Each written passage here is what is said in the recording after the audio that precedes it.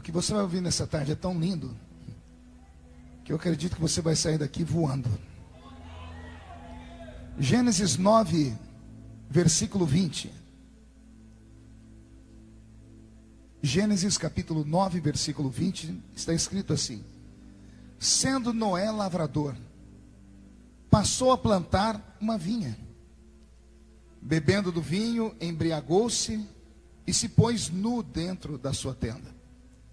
Cão, pai de Canaã, vendo a nudez do pai, fez saber para todos os que estavam do lado de fora, os seus dois irmãos. E então Sem e Jafé tomaram uma capa, puseram-na sobre os ombros, e ambos, andando de costas, rostos desviados, cobriram a nudez do pai, sem que a vissem.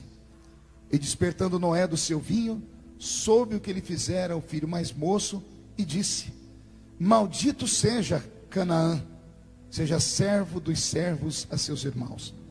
E juntou: bendito seja o Senhor Deus de Sem, e Canaã lhe seja servo. Engrandeça Deus a Jafé, e habite ele nas tendas de Sem, e Canaã lhe seja servo. E Noé, passado o dilúvio, viveu ainda 350 anos, e todos os dias de Noé foram 950 anos, e morreu. Amém, igreja? Abra sua Bíblia comigo também no livro de Salmos. Salmos de número 6. E o versículo de número 4. Salmos de número 6. E o versículo de número 4. Está escrito assim: volta-te, Senhor, livra minha alma e salva-me por tua misericórdia. Diga comigo: misericórdia. Mais uma vez, misericórdia. Feche a Bíblia, coloque no banco, pegue na mão de quem está do seu lado, aperte a mão da pessoa com carinho até ela falar aleluia. Pentecostal que não faz barulho está com defeito de fabricação. Vamos orar? Pai, nós te exaltamos, nós te glorificamos, e nós entendemos que dentro de alguns minutos, e este santuário ficará pequeno para o tamanho da glória que o Senhor vai mandar do alto dos céus. Os que vieram tristes começarão a saltar de alegria. Os que vieram se arrastando não voltam se arrastando para casa. Hoje voltarão voando nas asas de um novo tempo. E antes que eu comece a ministrar a sua palavra, cerque este santuário com a sua presença. E num raio de 5 quilômetros, onde houver um demônio alojado, eu dou a esses demônios segundos para sumirem de Suzano, porque se não sumirem, serão queimados pelo poder da sua glória que aqui será derramada. Rasgue os céus sobre nós esta tarde. Manda anjos de fogo descerem aqui. Que estes anjos desçam trazendo brasas de fogo nas mãos. Comecem a esparramar estas brasas entre nós. E onde houver um crente cheio do Espírito Santo, pega ele nesta tarde, Jesus, e mostra o caminho da verdadeira e poderosa adoração. Fala conosco, fica conosco. É o que eu te peço agora e sempre, em nome de Jesus. E toda a igreja diz: os que podem, tomem seu assento aplaudindo a Jesus, porque Ele é bom, porque Ele é maravilhoso. Como eu disse, eu prometo não me delongar muito, mas também prometo não entregar esse microfone até deixar aqui para vocês o que Deus plantou no meu coração. Estava aqui ouvindo o pastor Daniel falar, ele é lá de Rondônia, né? Pastor Holder. Ele estava falando e eu comecei a lembrar de cenas, histórias, né? Eu estou escrevendo um livro sobre memórias de um itinerante. As coisas que acontecem que a igreja não fica sabendo, que as pessoas só veem quando você é exaltado, quando Deus te coloca num patamar de destaque. Mas ninguém é aceito sem antes ser rejeitado. Ninguém é aplaudido sem antes ser vaiado. Faz parte do show. E eu me lembrei de uma história muito engraçada. Eu acho que vale contar ela aqui para ver se os irmãos despertam.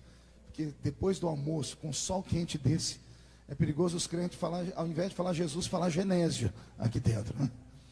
estava num congresso lá tem uma casa de shows lá que chama Kelps. A Kelps tem um desenho de uma múmia, é lá em Porto Velho. E era um domingo de manhã, tinha umas 10 mil pessoas. E estava pregando o pastor Paulo Roberto, de Cuiabá. Não sei se os irmãos conhecem. Paulo Sete Câncer. A senhora estava lá. E o pastor Paulo é muito usado em curas, né?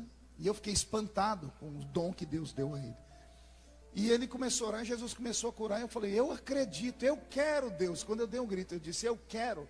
Ele olhou para mim e disse assim, você quer? Eu disse, quero. Ele falou, abre as mãos. Eu abri as mãos, ele deu 2 tapas na minha mão e disse, receba. Eu disse, pois eu recebo. E ele jogou o microfone na minha mão. Eu falei, o que é para eu fazer? Ele falou, ora pelos doentes. Você recebeu o dom da cura. E eu sou valente. Eu pulei no meio do povo, vou orar pelos doentes aqui.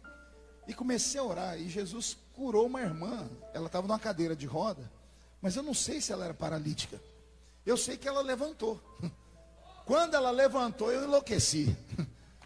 Itinerante, quando enlouquece, é só Deus na causa. Eu pulei no meio do povo. Peguei o microfone e gritei, os doentes cheguem perto de mim. Ai, meu Deus. A gente não pode se empolgar. E eu falei, encosta em mim que você vai ser curado. Aquelas coisas de maluco, né? Só itinerante sabe o que é isso. É os 5 minutos de bobeira que dá na cabeça da gente, né? Aí depois você fica arrependido pelo resto da vida.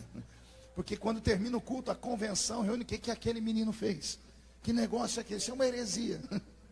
E as pessoas encostaram em mim, Moro, foi uma alegria. E Jesus começou a curar. E eu olhei para a parede e vi um irmão com um par de muleta. O irmão estava segurando as amuletas aqui. E a perna direita dele balançava. E eu falei para ele, vem porque Jesus vai te curar. E ele olhou para mim e fez assim. E todo mundo olhou para ele, olhou para mim e eu disse assim, vem. Eu falei, se você não vem porque não tem fé, eu tenho fé, eu vou a ti. Oh Deus de Israel. E eu cheguei perto dele. Quando eu cheguei perto dele, ele disse assim, pastor, eu fiz assim, você não precisa ter fé, eu tenho fé por mim e por você. Que fé tinha Lázaro, que estava morto e Jesus trouxe ele da sepultura? A fé estava em Jesus, não estava em Lázaro. Eu disse, eu tenho fé por mim e por você. E ele, pastor, eu falei, e ele obedeceu.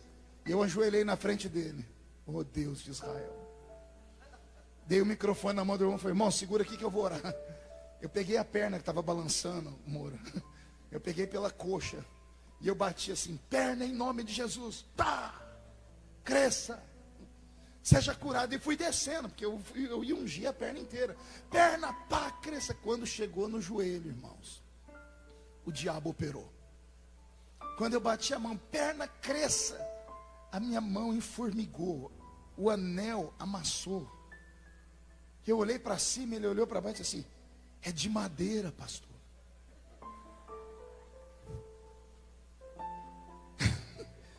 Eu olhei, como é que é? Ele falou, a perna é de madeira, por isso eu não queria ir. Você ri porque não era você. E eu fiquei com aquela perna de madeira na minha mão, e eu orando para Jesus curar a perna de madeira, né? Não tinha jeito, ia curar que jeito. Aí eu falei, irmão, me dá o microfone aqui de novo. Eu virei para o povo e falei, Deus está nesse lugar, aquela coisa de maluco, o povo caiu para o chão. Eu cheguei no púlpito, sentei, né, derrotado. O pastor Joel Roder colocou o óculos na ponta do nariz assim, Feliciano, o que deu ali? Eu disse, pastor, a perna do homem era de madeira. Eu fiquei no canto. Vocês conhecem o pastor Paulo Marcelo? Cantor, Paulo. Não, calma aí. Não. Jesus, deu um branco. O cantor, Fabiano Barcelos. Quem conhece Fabiano Barcelos? Ele compôs um monte de hinos da Chile Cabanhas, da Cassiane. O Fabiano não é gente. Ele chegou em mim no púlpito e falou, Feliciano, o que aconteceu? Eu falei, eu fui orar pelo homem, a perna era de madeira. Ele baixou a cabeça e falou, glória. Eu falei, glória porque não foi você. Eu falei assim, mas por que você não levantou a calça para ver se aconteceu o milagre? Eu disse, era de madeira. Eu falei assim, de repente brotou um raminho. Nasceu uma frutinha. Está vendo? Você só vê as glórias. As tribulações você não vê. Só Jesus na causa. Eu lembrei de outra história. Eu estava pregando no Rio Branco, no Acre. congresso de jovens, lá junto com o pastor Gonzaga, no ginásio. A senhora estava lá, a senhora também tem tudo. Ah, a senhora... Estava eu e o Osés de Paula cantando. Sábado à noite foi uma glória. Eu preguei, quando eu estava pregando, um paralítico levantou de verdade. Ele agarrou a cadeira de roda e botou no ombro, e acabou o culto, porque o povo viu aquilo, só que eu não orei por ele. Foi Jesus que curou ele. Para sair do ginásio, eu saí escoltado. Os irmãos acharam que era eu que tinha curado, queriam arrancar pedaços da minha roupa. Aí o pastor falou para mim: amanhã de manhã você não aparece no culto não, deixa, só vem à noite. E eu fiquei no hotel a tarde inteira, né? Igual um jacaré, descansando. Orei pouquinho. Quando eu cheguei à noite no ginásio, o diabo operou de novo. Na frente do altar tinha mais de 50 cadeiras de roda. Tinha umas 3 macas. A pessoa deitada com sangue, com um negócio de soro pendurado. Eu olhei, começou a me dar tremedeira. Eu falei: meu Deus, o que é isso? Aí eu falei: Osés de Paula, o que deu aqui? O Osés falou: vamos perguntar para o pastor. Eu falei: pastor, o que aconteceu? O pastor disse: como Deus operou ontem, eu fui para a televisão e chamei todos os doentes da cidade. Irmãos, não tem nada que tire mais a fé de um pregador do que essas coisas. Porque eu não sou pregador de cura. Eu sou um pregador da palavra. Jesus me deu outro estilo de pregação. Cada um tem um mistério.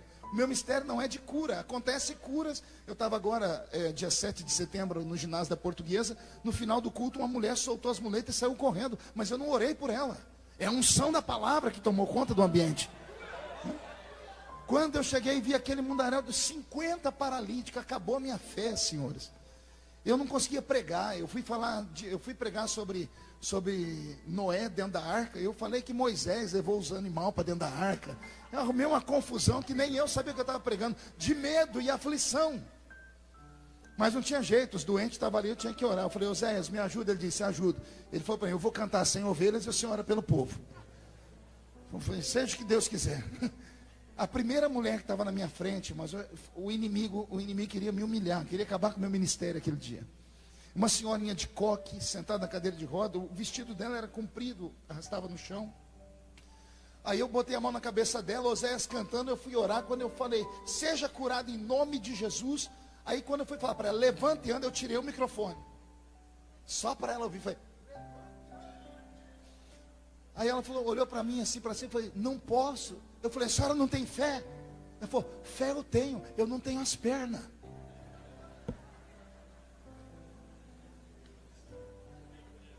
E eu falei: e a senhora está fazendo o que aqui? Aí eu vim para ser curada. Eu falei: mas, irmã, mas nem Jesus fez brotar a perna na hora. Está lá que ele curou o paralítico, ele curou. Agora ela não tinha as 2 pernas, ela teve diabetes comeu as pernas dela. E ela estava lá: como é que ela vai andar? Então são histórias que acontecem, que você, se não tiver estrutura, ou você desvia, ou você faz como eu estou fazendo aqui. Experiência, a gente dá risadas e toque o barco. Olha para o seu irmão e diga: nem tudo são flores. Tem dias que a coisa não dá certo. Posso ouvir um glória a Deus?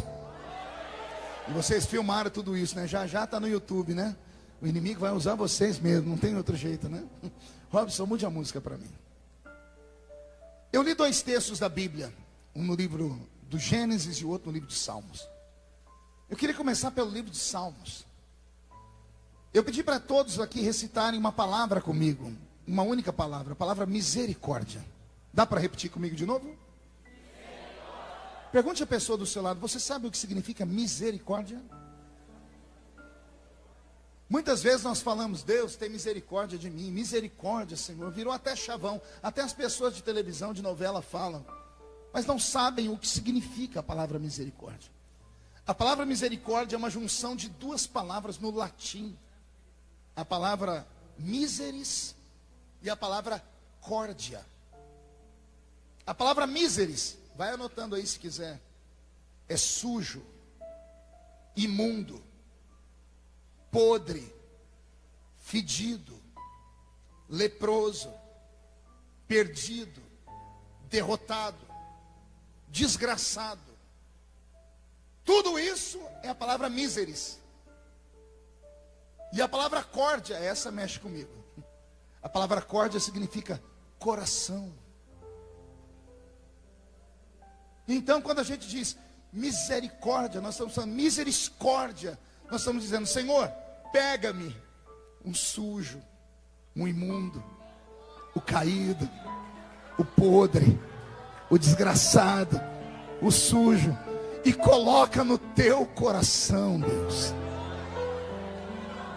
Você já colocou alguém no coração? Já, só que você nem sabia. É mais ou menos assim. Vem cá, filho. Fique aqui. Toda vez que você vê uma pessoa sofrendo, você vai no velório, você vai no hospital, você vê uma pessoa passando por necessidade, você acaba tendo misericórdia dela. Pergunte por quê? Porque você pega a pessoa sofrida e coloca ela no coração assim, ó.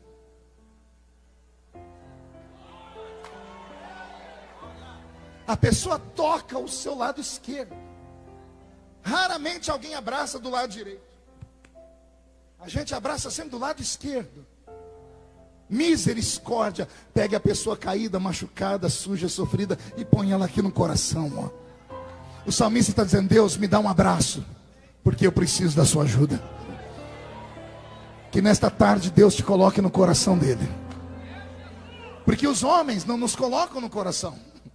Os homens só nos colocam no coração quando estamos de bem, quando temos tudo, quando somos alguém, quando perdemos tudo, quando o teto desaba na nossa cabeça, quando o chão desaba sobre os nossos pés, quando acontece um acidente, uma tragédia, quando o herói encontra uma criptonita, quando o super-homem tomba. Ninguém quer ficar perto da pessoa. A pessoa se torna imunda, a pessoa se torna uma leprosa. Porque o ser humano quer ficar somente perto de pessoas que tenham vitória, de pessoas que tenham virtude. Mas Deus não é assim. Deus é Pai. Deus te ama e o amor dele não muda. Você sabia que não existe como o amor de Deus mudar? Deus não pode amar mais você hoje do que ele te amou ontem. O amor de Deus não muda. O amor de Deus é imutável. É impossível Deus te amar mais do que ele te ama. E também é impossível Deus te amar menos do que ele te ama. Ele não te ama pelo que você faz, ele te ama pelo que você é. Vou repetir: Deus não te ama pelo que você faz, ele te ama pelo que você é. Pergunte a mim: o que é que eu sou, pastor? Só falo se todo mundo perguntar. Você é a imagem e semelhança dele. Pastor, e os defeitos? Acidente de percurso, herança genética, herança psicossomática, herança adâmica. Não há um justo sequer, diz a Bíblia. Na minha igreja, onde eu sou pastor, eu aboli a palavra exclusão. Nós não excluímos ninguém. E na minha ausência, excluíram um crente. Eu quase excluí todo o corpo de ministério. Porque viemos de uma tradição religiosa. Eu digo: na minha igreja não se exclui ninguém. Porque a Bíblia Sagrada diz que quando nós excluímos, nós cometemos um pecado mais grave do que o pecado daquele que caiu. Você sabia disso? Não sabia, porque nunca foi ensinado. Pois eu vou te ensinar agora. Todas as vezes que o pastor fala na igreja: vamos excluir alguém ou excomungar alguém, ele não tem poder para fazer isso sozinho. Ele precisa de quórum. Por isso que ele apresenta o nome e pergunta se a igreja diz amém. Quando a igreja diz amém, a igreja tem poder, porque a igreja é a noiva. Quando a igreja diz amém, acontece o que está escrito em Mateus 16 e 18. Tudo que desligar na terra, tudo que desligar na terra, será desligado aonde? Sabe o que aquele amém da igreja significa? Aquele amém sobe ao céu em forma de uma borracha e apaga o nome da pessoa do livro da vida. É por isso que toda pessoa que cai, ela fica pior do que um ímpio. Já percebeu? A pessoa excluída, se era uma menina de igreja, amanhã vira prostituta. Se era um menino, amanhã ele vira um endemoniado.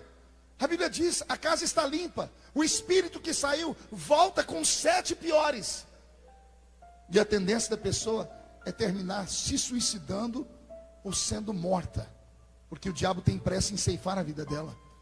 Porque nós não conhecemos a palavra misericórdia. O texto que eu li de Noé mexeu comigo dia desses, quando Deus me deu uma revelação. Eu estava estudando sobre as capas da Bíblia. túnica colorida de José. Eu tenho uma mensagem chamada A Oitava Capa, e eu estava procurando outras capas na Bíblia, como a capa babilônica, a capa de Bartimeu, e o Senhor me fez lembrar da capa de Noé. Mas eu nunca tinha pregado sobre a capa de Noé. E o Senhor falou para mim: a capa de Noé é a capa da misericórdia. Capa da misericórdia. Noé é o único homem que sobreviveu ao dilúvio com a sua família. Saiu da arca, plantou uma vinha, bebeu e ficou bêbado. A história de Noé pode ser manchada por essa história. O patriarca, o único homem justo que Deus encontrou, a alma temente, desceu da arca e pecou, desviou, ficou bêbado. Aí todo mundo joga uma pedra em Noé. Ei, Noé, bebum, cachaceiro. Algum dia você parou para pensar por que Noé bebeu?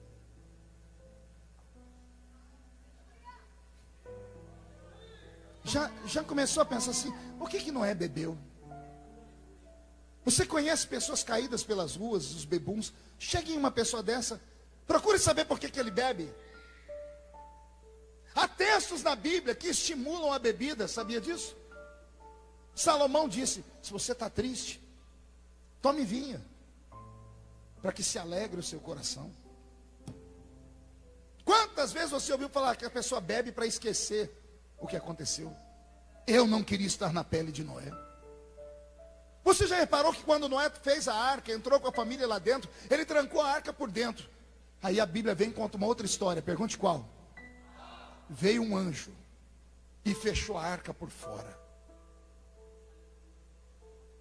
Já meditou porque o anjo fechou a arca por fora? Pergunta para o seu irmão, o que você acha? Por que o anjo fechou por fora? Noé já tinha fechado a arca por dentro. Veio Deus e fechou a arca por fora. Pergunte para mim, para quê, pastor? Porque Noé era um homem de coração bom. Era um homem que temia Deus. Quando ele estava dentro da arca, a arca começa a balançar, ele começa a escutar o choro de criança morrendo afogada. Ele começa a escutar o grito do vizinho dele, que podia não ser perfeito, mas era amigo, dizendo: ô Noé, abre a arca, deixa eu entrar. Ele viu a família dele toda morrer. Pai, mãe, tio, primos. E eu tenho certeza que Noé tentou abrir aquela arca para abrir para as pessoas entrarem. Porque ele tinha um coração bom. Senão Deus não teria salvo ele. Só que como Deus não podia ter misericórdia daquela geração, Deus trancou a arca por fora. Quando a arca pousou e Noé andou pelo mundo, ele andava e via ossos. Ele via caveiras. E ele sabia que ele podia ter salvo esse povo. Ele não aguentou. Ele plantou uma vinha e bebeu, para esquecer os problemas, gente. Ele bebeu porque ele não aguentava saber que ele trazia nos ombros a morte de uma geração inteira. Morreu uma geração inteira. E aí ele está bêbado, ficou nu, porque perde o bom senso. Aí vem o filho, o mais novo, quando viu o pai bêbado, expôs o pai para todo mundo. Meu pai não é o perfeito, olha lá, ó, cachaceiro, está pelado, bêbado, que vergonha. Quando a notícia chegou em casa, os dois outros filhos, Sem e Jafé, pegaram um pano, pegaram uma capa, a capa da misericórdia. Não ousaram olhar para o pai, não quiseram saber se era verdade. Vai anotando aí. Não ousaram perguntar se era verdade que o pai estava nu ou não, de costas, sem olhar. A Bíblia diz que eles nem viraram. Pegaram um pano e vieram de costa e cobriram a nudez do pai.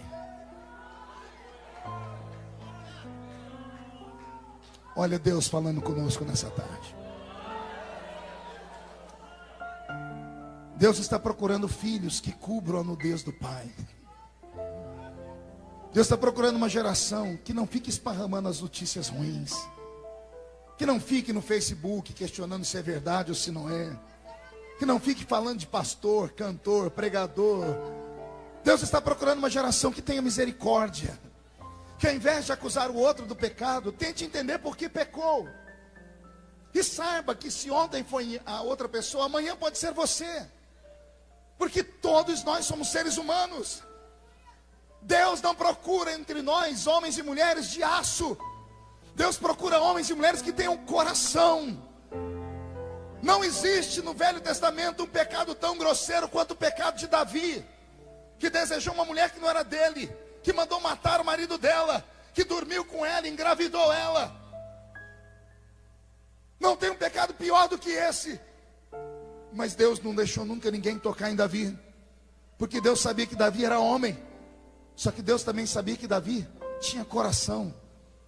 Deus ouviu Davi orar, e Davi orou assim: tira tudo que eu tenho, tira a riqueza, tira o meu nome, só não retires de mim o seu Santo Espírito.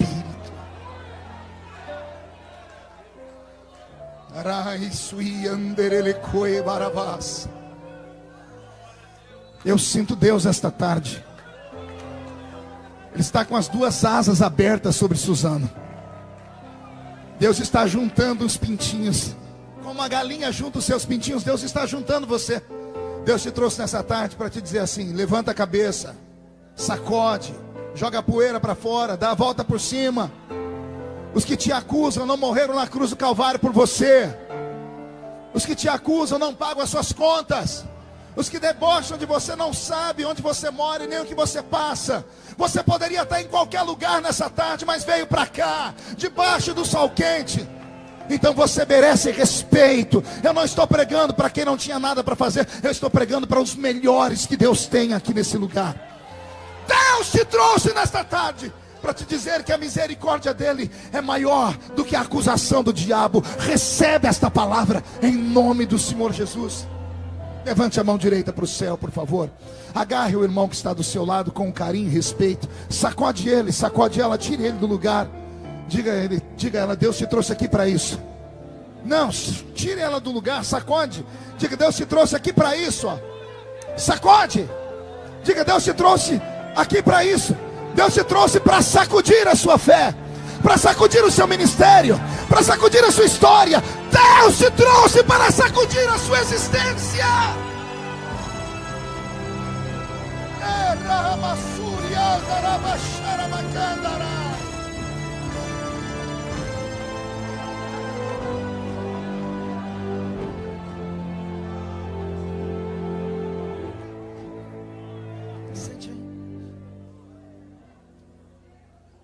Eu falava com o pastor, esqueci seu nome, chefe.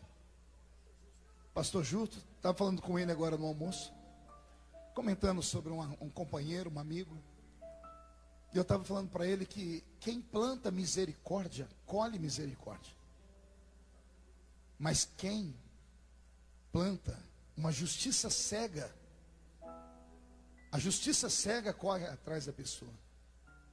Estava contando para ele, eu não vou dizer o nome aqui por ética, mas eu falei para ele: eu sou assembleiano, sou da Confradesp, do pastor Zé Wellington. E há anos atrás, quando os pastores se reuniram para criar uma lei para pastores, porque queriam encontrar um norte, o pastor caiu em pecado de adultério, mas não deixou a esposa. Ele pode ou não pode pregar mais? Foram horas e horas de debate, até que levantou um super santo e disse: eu já tenho a solução. O pastor caiu em adultério, pecou, 10 anos de banco para ele. Não pode pregar, não pode dar testemunho, por 10 anos vai ficar sentado. Se ele aguentar o tranco, 10 anos depois ele pode voltar a pastorear.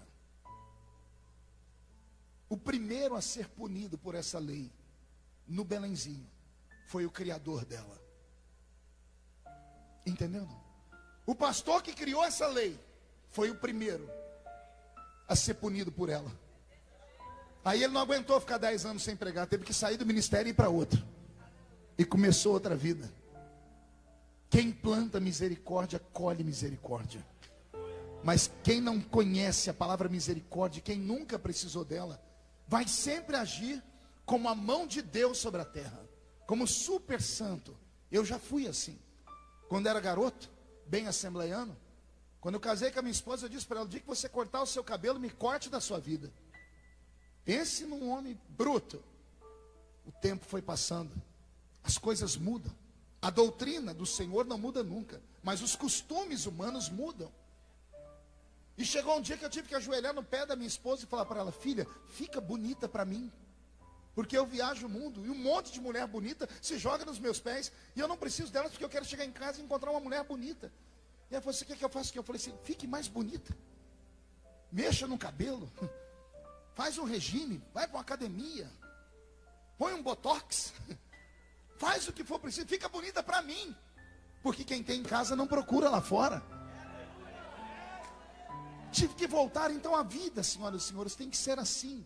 Eu estava esses dias na ponte Rio-Niterói, aliás, passei por ela essa madrugada, lá no Rio de Janeiro. Mas teve uma vez que eu estava em cima da ponte Rio-Niterói e deu um engarrafamento. E de repente deu um vento, gente, que a ponte fez assim, ela foi de um lado para o outro. Tem algum carioca aqui? Tem alguém que é do Rio de Janeiro aqui, que já teve essa experiência? Não tem, que pena. A ponte mexeu, ela tem 17 quilômetros de comprimento. Eu fui descer do carro porque eu achei que era um terremoto. Um monte de gente desceu. Aí o motorista de táxi olhou para trás e falou: ô pastor, fica tranquilo. Eu falei: tranquilo? Então é um terremoto, a ponte vai cair. Eu falei: não, pastor. Eu falei: mas a ponte está balançando. Ele falou: graças a Deus, pastor. Eu falei: por quê? Porque se ela não balança, ela trinca, quebra e cai. A engenharia dela é feita para ter molejo. Se ela não tem molejo, ela trinca, quebra e vira uma tragédia. Eu disse: enquanto ela estiver balançando, só vai dando glória a Deus. Senão está boa. Eu estava dentro do carro e Jesus falou para mim: meu filho, foi por isso que eu disse a Salomão. E Salomão deixou na Bíblia escrito, e nenhum pastor tem coragem de pregar o que Salomão disse: não sejais demasiadamente justo, nem demasiadamente ímpio. Olha o conselho da Bíblia. Meu Deus, esse homem está desviado. Imagina um pastor falar para você: não seja santo demais não. E falar também: não seja pecador demais não. Tenha equilíbrio. É o que Salomão está dizendo: tenha uma vida equilibrada. Quem não sabe usar a marcha mais poderosa do carro, nunca vencerá. Você sabe qual é a marcha mais poderosa do carro? A primeira, pastor, porque ela põe o carro para andar. Não. Pode ver que para ir para frente tem 4 marchas. Para ir para trás é uma só. Marcha ré, diga para o seu irmão: às vezes precisamos usar o marcha ré. Só quem usa o marcha ré conhece a palavra misericórdia. Que Deus nesta tarde, quando te levar para sua casa ou te preparar para o culto à noite, te faça olhar aquele irmão fraco com um olhar de carinho e de amor. Que Deus te faça não um coveiro de igreja, mas que Deus te faça um bom samaritano. Que Deus te faça passar por aquele que está caído meio morto e não abandone, não tenha vergonha, não tenha medo de se sujar. Agarre ele, fique do lado dele, porque aquele que ajuda um caído recebe do Senhor o mesmo tratamento. É por isso que a Bíblia diz assim: quem dá aos pobres, a Deus empresta.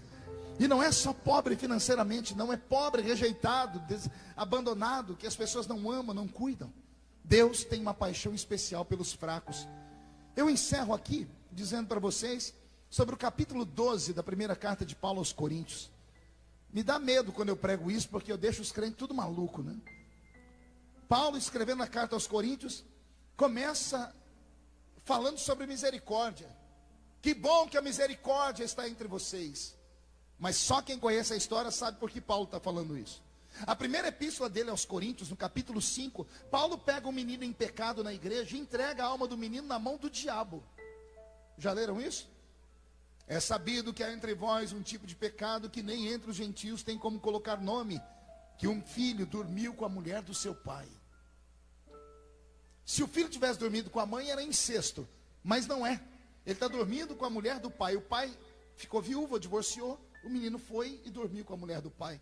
Paulo ficou com tanta raiva, porque é um pecado grosseiro, sujo e nojento, que Paulo diz: não aceito pecado na igreja de Corinto. Paulo disse: eu vou entregar esse menino na mão do diabo para que a alma dele se salve, mas o corpo vai para Satanás. Meu Deus do céu, eu não quero congregar nunca numa igreja dessa. que um pastor, ao invés de ter piedade da minha alma, manda o diabo me arrastar. E tem pastor assim. Tem pastores que amaldiçoam os crentes de cima do púlpito. Eles não sabem o que estão fazendo, porque quando eles tocam nesses, eles estão tocando na noiva. Alguém me pergunta, por que o senhor tem tanta paciência? Porque o senhor tirou foto? Não é nem questão de humildade não, amor. É porque eu sei que se Jesus estivesse aqui, ele faria o mesmo. Tentaram trazer as criancinhas para Jesus, o ministério de Jesus estava famoso, os discípulos cercaram, não toque nele, não toque nele, não toque no mestre. Você já se perguntou por que eles não queriam que tocasse no mestre? Pergunte para mim, por quê, pastor? Porque Jesus era doutor da lei, amém? Sacerdote, sim ou não? Mestre em Israel, sim ou não? Sabe qual era a roupa dele? Uma estola sacerdotal branca. Uma estola sacerdotal o quê? Branca. E agora que ele está famoso, a roupa dele, pode ver que roupa de artista é diferente. Já percebeu? Artista, pregador, dá uma olhadinha aqui na roupa, é tudo diferente. Porque é destaque. É destaque. Então chama atenção. Todo mundo queria encostar nele, os discípulos. Vão sujar a roupa do mestre, ele tem um show daqui a pouco.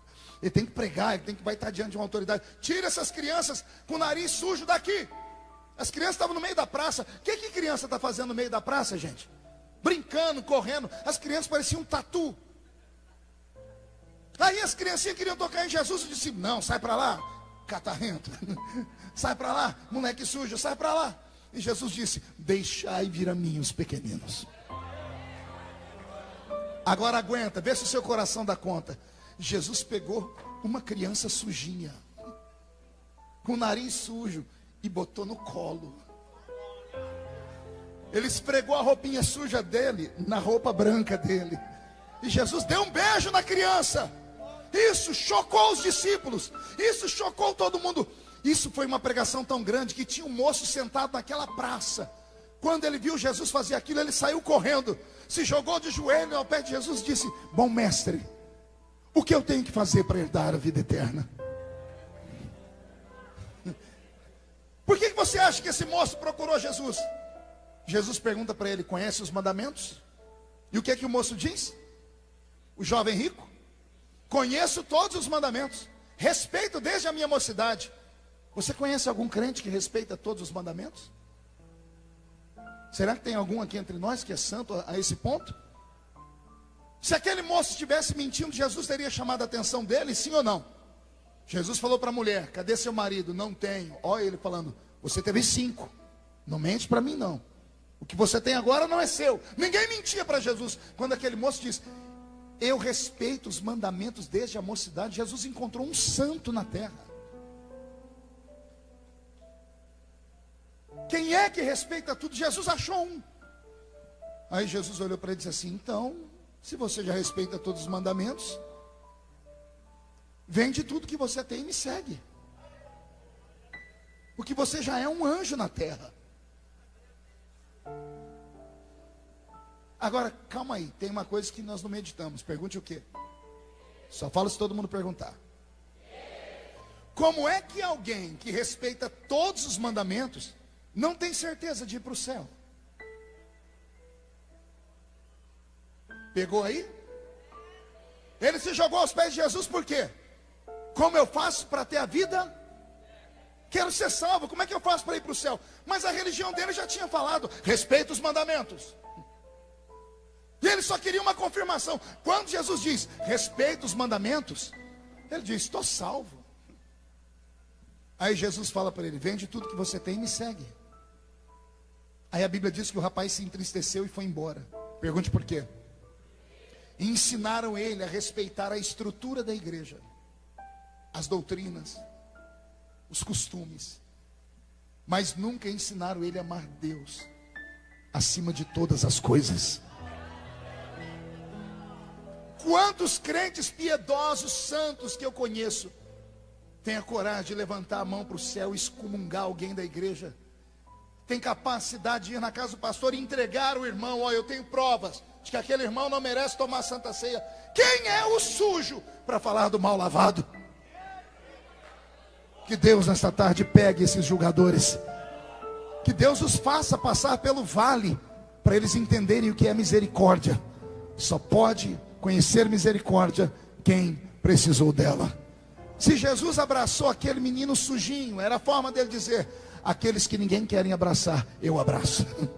Eu coloco na minha roupa branca. Eu não tenho problema em me sujar. Eu encerro contando uma velha história que eu já preguei algumas vezes. Tem um homem na Bíblia que teve tudo e da noite para o dia perdeu tudo. Tem um livro com o nome dele na Bíblia. Ele enterrou 10 filhos. A mulher o abandonou.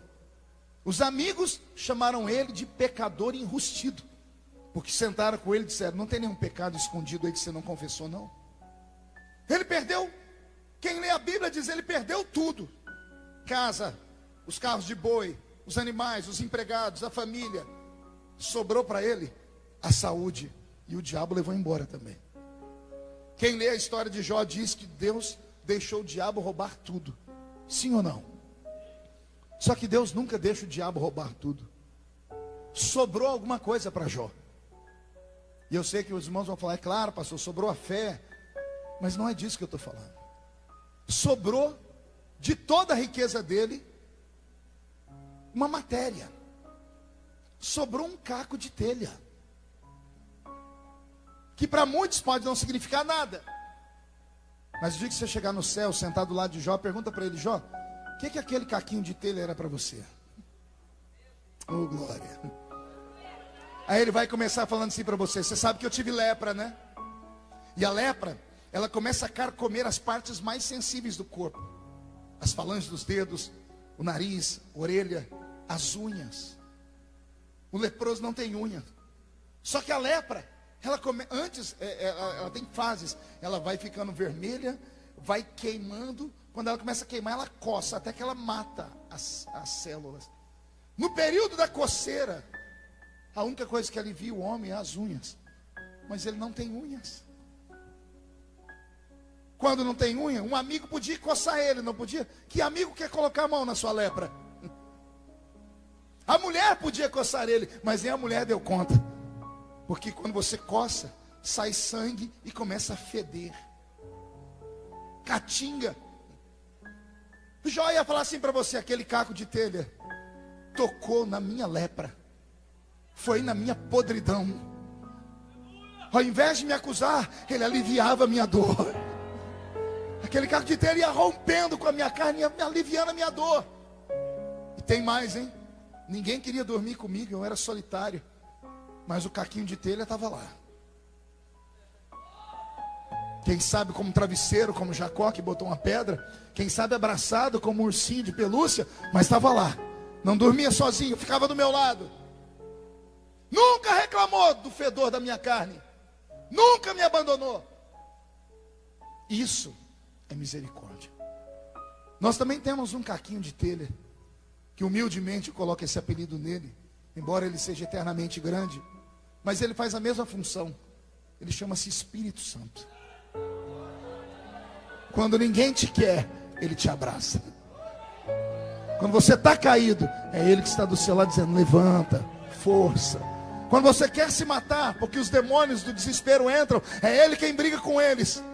Todo crente que passa pelo vale, ele peca com palavras, ele ofende a Deus. Ele olha para o céu e diz palavrões, ele diz: Deus me abandonou. Aí sabe o que acontece? Antes da palavra chegar no ouvido de Deus, o Espírito Santo entra na frente e filtra. E ele intercede com gemidos inexprimíveis. Aí ele diz: Pai, ela está xingando, mas não é porque ela te odeia, é porque ela está sozinha. Pai, ele está te xingando, não é porque ele te odeia, é porque ele se sente abandonado. O Espírito Santo faz o papel que a família não faz, que a igreja não faz, que as pessoas que nos amam não fazem. Por isso eu queria que você entendesse: você não está sozinha. Ele está entre nós nesta tarde. E só Deus sabe porque eu estou falando isso aqui. Eu vim preparado para amanhã, na parte da manhã, pregar uma mensagem de arrancar tatu da toca e sapiar do toco. Mas o Senhor fez todo este movimento, me fez ouvir histórias, e o Espírito Santo disse: foi para isso que eu te trouxe. Misericórdia. Eu quero que você pegue o sujo, o leproso, o caído e coloque no coração: Deus está restaurando a sua vida nesta tarde. Deus está devolvendo nesta tarde a sua oportunidade. Acredite, ouviremos testemunhos do que está acontecendo em Suzano nesta tarde. Aprenda a amar. Em qualquer exército do mundo. Mude a música para mim, Robson, para terminar. Em qualquer exército do mundo, o soldado que sobrevive num campo de batalha, ao entrar no seu país, quer seja em uma cadeira de roda, quer seja em um caixão, morto, ele é aplaudido. Recebe uma saraivada de tiros, a bandeira, uma medalha, porque ele tombou no campo de batalha. E ele tombou por quê? Porque ele foi mais fraco do que os outros. Mas ele estava no campo de batalha. Quando nós aceitamos Jesus como Salvador, nós entramos em um campo de batalha. Começamos a ser alvo e alvejados. Alguns têm habilidade de vencer. Deus me deu essa graça de vencer. Mas eu me emociono porque eu me lembro de tantos que começaram comigo e não deram conta. Quantos amigos pregadores tombaram? Quantos meninos que não deram conta? Alguns dão conta, outros não dão conta. E o que é que nós fizemos por eles? Pela memória deles. Fomos para a internet falar, você viu quem tombou? Viu como caiu? Viu Deus tratando? Como nosso coração é duro, igreja. Como nosso coração é ruim. Quando a minha esposa perdeu o nosso filho, e eu, pregador, ungido, de subir monte, descer monte, os 3 dias que o bebê ficou morto na barriga dela, porque eu não tinha plano de saúde, então não podia deixar ela lá para fazer uma curetagem, tinha que esperar o corpo dela abortar. As irmãs do Círculo de Oração foram na minha casa, pediram para eu sair do quarto, que elas foram orar com a minha esposa. Quando elas saíram, minha esposa entrou em convulsão. Eu cheguei, o que foi, filha? Ela começou a me pedir perdão. Eu falei, mas perdão do quê? Olha, minha esposa, me perdoa por eu chorar quando você viaja, eu queria você perto de mim. E eu falei para Jesus, te deixar mais perto de mim. Eu falei, mas isso não é pecado? E ela disse, não, as irmãs falaram que Deus levou meu filho porque eu estava em pecado. As irmãs de oração, querendo encontrar uma razão, porque meu filho morreu, não achando, disseram para minha esposa o que os amigos de Jó falaram para ele. Você deve estar em pecado, conta, confessa, fala, se abre. Ei, nem tudo é pecado. Nem todo vale é punição. Trouxeram um paralítico para Jesus e perguntaram para ele, Senhor, quem pecou? Ele ou os pais dele? Para ter essa desgraça é pecado. Jesus saiu na defesa dele, dizendo, nem ele pecou, nem a mãe dele pecou, nem o pai dele pecou. Isso aconteceu para que o nome de Deus fosse glorificado na vida dele.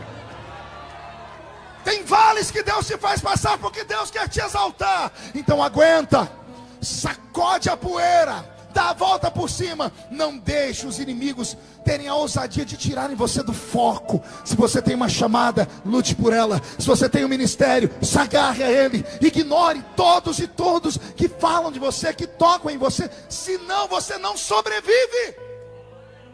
Vou repetir, se você prestar atenção em quem fala do seu sapato, do seu cabelo, da sua roupa, do seu jeito de se portar, de você ser alegre demais, de você ter a cara fechada demais, você nunca irá agradar as pessoas. Então ignore esses seres humanos, ignore essa gente ruim, porque o desejo deles era ser o que você é e não dão conta. O desejo deles era chegar onde você chegou e eles não dão conta.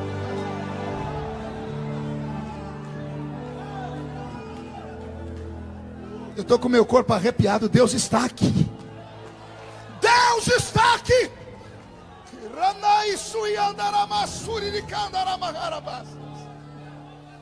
Que nesta tarde o manto da misericórdia venha cobrir os seus erros. A Bíblia diz que depois que Noé voltou em si, ele chamou os 3 filhos. E olha o que ele disse para o acusador: você vai ser escravo. Aí chamou os que cobriram e disse: você vai ser grande, mas o filho do acusador vai ser seu empregado. Aí Noé chamou o outro: você cobriu a minha nudez? Você será importante, mas o filho do acusador vai ser seu escravo. E eu não tenho tempo para falar o que aconteceu com as gerações que vieram pós esta palavra de Noé. Então haja como um cristão de verdade. Haja como um crente que vai morar no céu. A função do crente não é acusar. Mateus 7, para você. A função do crente não é encontrar defeito nas pessoas. É se aguentar, é se segurar, porque ontem foi aquele, hoje foi o outro, amanhã pode ser você. E com a mesma medida com que você medir alguém, você será medido lá na frente. Posso ouvir um amém? Fique de pé comigo. Incline a cabeça. Eu queria orar nessa tarde por homens e mulheres que às vezes dizem para si mesmo: eu não vou dar conta. Gente que tem tentado, mas não tem dado conta de ser aquilo que a igreja quer que você seja. E as suas fraquezas, os seus erros, que não dizem respeito a ninguém, é só entre você e Deus, às vezes te tiram foco e você por muitas vezes pensa em desistir, em desanimar. Eu queria orar com você nessa tarde. O senhor quer que eu vá aí na frente, pastor? Quero. Mas se eu for aí, as pessoas vão saber que eu sou isso, eu sou aquilo. Ignore. Quem fala de você não paga as suas contas. Quem te acusa não morreu na cruz do Calvário. Mas se você precisa de força, se está com seu coração machucado, vem aqui que eu quero orar por você.